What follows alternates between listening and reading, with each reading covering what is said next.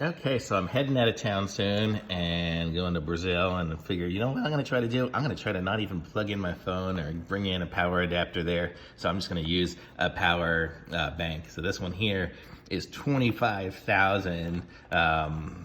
So it's just huge. So it should be able to recharge my phone many times there. And also the cool thing is it's got solar. So I figure all I'll do is I'll leave it in the window or something. See, this is just kind of a little test to see if I can make it. I can always get an adapter if I need it. But see, look at this battery, man. This is a monster of a battery. It's a good battery because it's got a lot of power. And the cool thing too is it has this light on the back. So where's the switch is on the side, right there. You can see the switch. And if I push the switch, oh, double push, I think. Yep, that's it. So you might not be able to see it's lit up, but it is. So it's pretty bright. And there's off again. And then there's the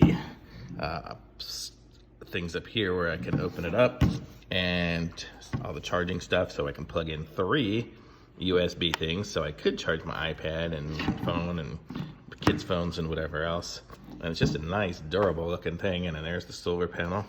And this is a great looking battery, and it's got the little thing here, so just makes it easy to carry, so I can carabine around onto something.